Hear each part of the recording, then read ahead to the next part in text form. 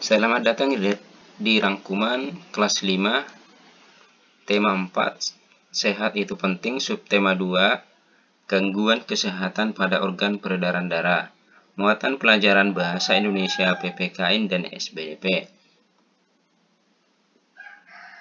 Pada subtema sebelumnya kita telah mempelajari tentang pantun. Berdasarkan siklus kehidupan atau usia, pantun dibedakan menjadi 3, yaitu pantun kanak-kanak. Pantun kanak-kanak ini berisi tentang sukacita. Yang kedua, pantun muda. Pantun muda berisi tentang perkembangan anak muda. Yang ketiga, pantun tua, yaitu pantun yang berisi tentang nasihat.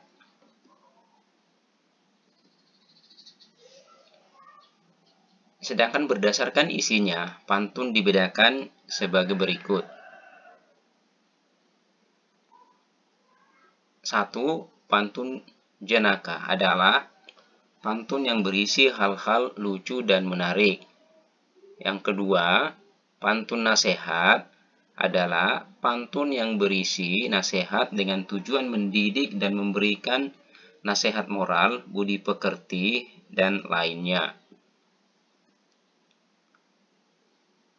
Yang ketiga, pantun teka-teki adalah pantun yang berisikan teka-teki dan pendengar atau pembaca diberi kesempatan untuk menjawab atau membalas teka-teki pantun tersebut. Yang keempat, pantun kiasan, yaitu pantun yang berisi perumpamaan atau ibarat. Biasanya digunakan untuk menyampaikan suatu hal secara tersirat. Coba diperhatikan pantun berikut. Di situ kamu, di sini aku, bergandeng tangan bersukaria. Sehat selalu ini badanku, karena rajin berolahraga. Pantun kedua, si Nona mengayuh sepeda, di dahinya penuh peluh. Wahai anak-anak muda, sehat itu pasti kamu butuh. Makna pantun di samping yaitu yang pertama, makna pantun pertama tentang mahalnya kesehatan tubuh manusia. Sedangkan makna pantun kedua bermakna himbauan untuk berolahraga. Coba bikin pantun sendiri. Orang baik bagus tutur, anak pintar sopan juga.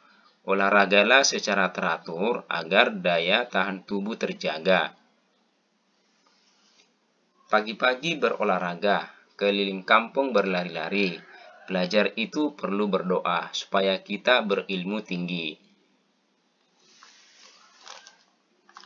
Coba perhatikan ciri-ciri pantun. Yang pertama, pantun bersajak ABAB. Kemudian, satu bait terdiri atas 4 baris. Selanjutnya, ciri-cirinya, tiap baris terdiri atas 8 sampai 12 suku kata.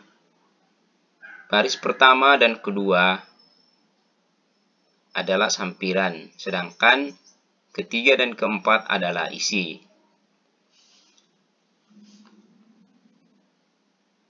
Pantun adalah bentuk puisi Indonesia Melayu yang tiap baitnya terdiri 4 baris.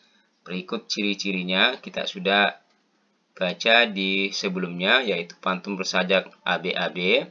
Pantun bait terdiri atas 4 baris. Tiap baris terdiri atas 8 sampai 12 suku kata. 2 baris pertama adalah sampiran dan 2 baris berikutnya adalah isi pantun. Contoh, saat malas dan tak bertenaga, jangan diam seperti pagar. Sebaiknya lakukan olahraga agar peredaran darah menjadi lancar. Coba dijelaskan ciri-ciri pantun tersebut. Pantun tersebut terdiri dari 4 baris dalam satu bait. Bersajak ABAB yaitu GA, AR, GA, AR. Bait pertama terdiri dari 10 suku kata, bait kedua terdiri dari 9 suku kata, bait ketiga terdiri dari 11 suku kata, bait keempat terdiri dari 13 suku kata.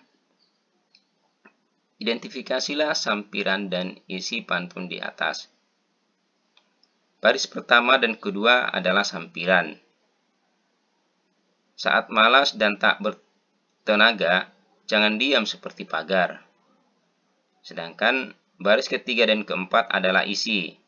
Bunyinya, sebaiknya berolahraga agar peredaran darah menjadi lancar.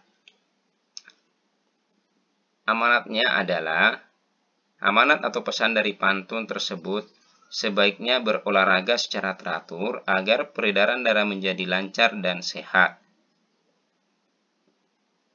Buatlah sebuah pantun, lalu identifikasilah ciri-cirinya. Presentasikan pantun buatanmu di depan kelas. Contohnya, cahaya matahari cerah bersinar, memancar ke arah bagian gunung. Jika peredaran darah lancar, terhindar dari penyakit jantung. Pantun tersebut terdiri dari 4 baris dalam satu bait. Bersajak ABAB yaitu AR, NG, AR, NG. Bait pertama terdiri dari 12 suku kata, sedangkan bait kedua terdiri dari 11 suku kata. Bait ketiga terdiri dari 10 suku kata, sedangkan bait keempat terdiri dari 10 suku kata. Coba diperhatikan pantun Dayu, jalan-jalan membeli selasi, dibuat es aduh segarnya. Ketua RW telah terpilih, semoga hidup damai sentosa. Identifikasi pantun Dayu. Pantun tersebut terdiri dari 4 baris dalam satu bait. Bersajak ABAB yaitu IHA, IHA. Pantun tersebut, bait pertama terdiri dari 10 suku kata, bait kedua terdiri dari 9 suku kata, bait ketiga terdiri dari 10 suku kata, bait keempat terdiri dari 11 suku kata.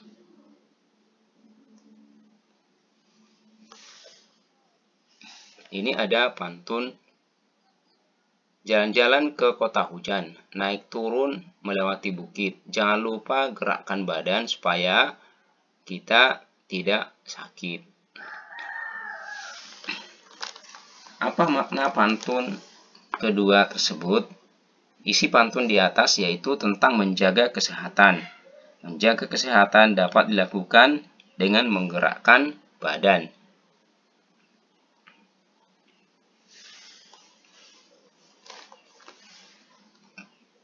Apa yang akan kamu lakukan jika di lingkunganmu akan mengadakan pemilihan RW? Tuliskan pendapatmu pada tabel berikut. Yang pertama, peran kita mencoba membantu dalam persiapan acara kampung. Yang kedua, mengamati dengan tertib proses jalannya pemilihan RW. Yang ketiga, ikut meramaikan acara yang diselenggarakan ketika pemilihan RW. Yang keempat, ikut menjaga ketertiban lingkungan dengan tidak mengganggu proses jalannya acara pemilihan. Selanjutnya, bagaimana cara pengambilan keputusan bersama yang biasa dilakukan dalam masyarakat di Indonesia? Jelaskan. Cara mengambil keputusan yang biasa dilakukan masyarakat Indonesia adalah dengan musyawarah. Namun, ketika musyawarah gagal menemukan kata mufakat, maka dilakukan pemungutan suara atau voting. Apa saja masalah dalam masyarakat yang dapat dipecahkan melalui pengambilan keputusan bersama, yaitu pemilihan kepala desa, menyelesaikan perselisihan antar warga, ketiga, penyelenggaraan suatu acara seperti lomba, keempat, menentukan jadwal ronda malam.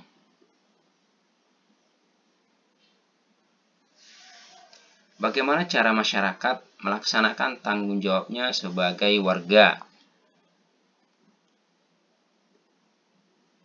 Melaksanakan jadwal ronda malam, menjaga kerukunan antar warga. Yang ketiga, ikut serta dalam pemilihan ketua RT, RW, atau kepala desa. Menjaga kebersihan lingkungan.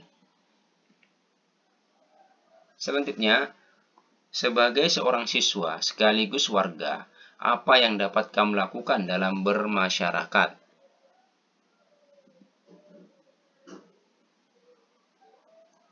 Mencoba membantu menjaga kebersihan lingkungan.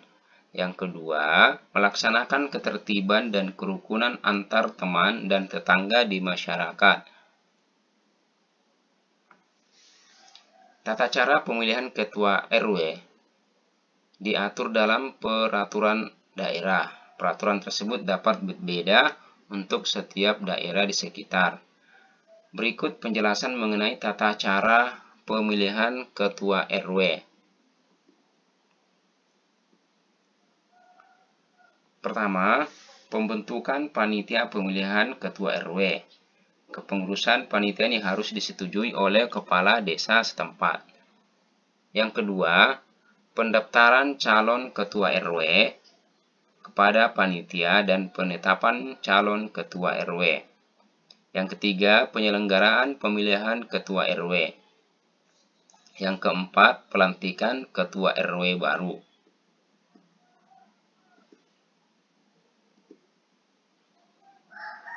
Pada masyarakat Indonesia, pengambilan keputusan bersama dilakukan melalui musyawarah. Musyawarah tersebut bertujuan untuk mencapai mufakat.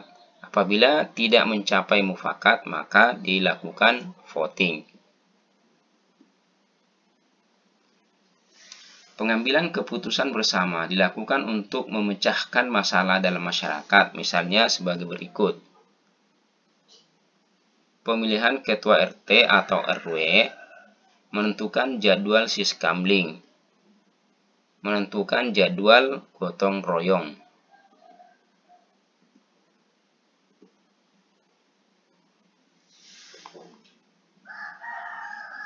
Namun, dalam pengambilan keputusan bersama tersebut diharapkan adanya peran serta dari seluruh anggota masyarakat. Peran serta tersebut dapat berupa kegiatan sebagai berikut. Yang pertama, mengikuti pemilihan ketua RT atau RW. Yang kedua, mengamati jalannya pemilihan ketua RT atau RW.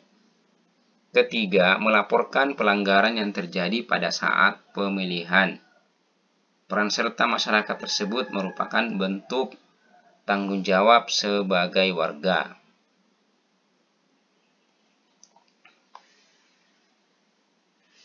Sebagai warga sekolah, kamu juga memiliki tanggung jawab kepada sekolah. Tuliskan bentuk tanggung jawabmu terhadap sekolah.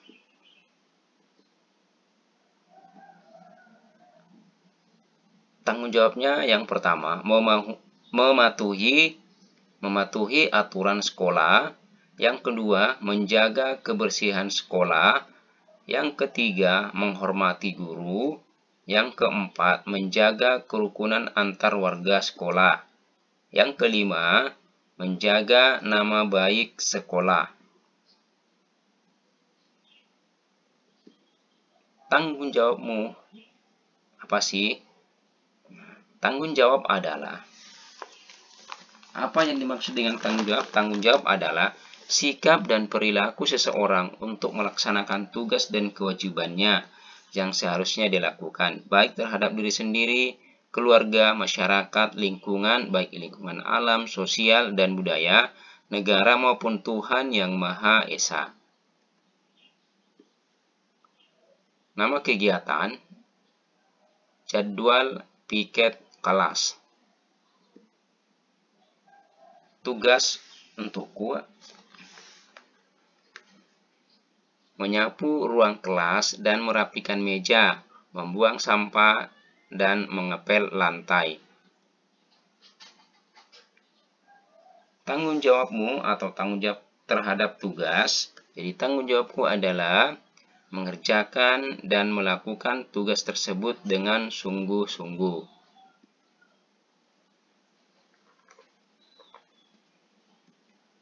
Diperhatikan gambar tarian, ada 3 tarian.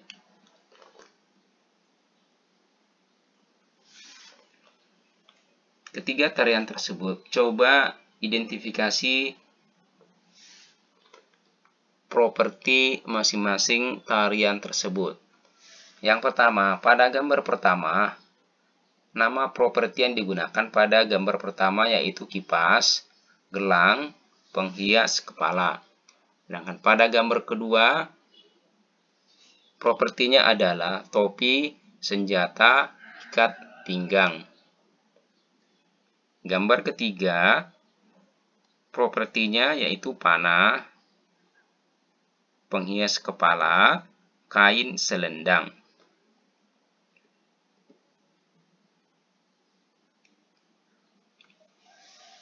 Properti tari.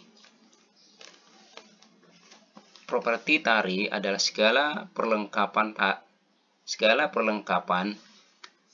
tari dapat meningkatkan nilai keindahan sekaligus memperdalam makna yang disampaikan dari suatu tarian. Jadi sama saja dengan properti tari, yaitu alat yang digunakan penari pada saat menari. Selanjutnya, amati gerak-gerak tari dengan mengenakan properti berikut.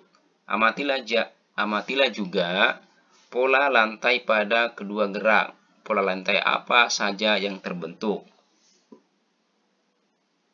Pada gerak tari, dia menggunakan pola lantai horizontal. Ini gambar pertama ini menggunakan pola lantai horizontal. Jadi ini horizontal. Sedangkan gerak tari kedua menggunakan pola lantai diagonal dan horizontal. Sekian dan terima kasih.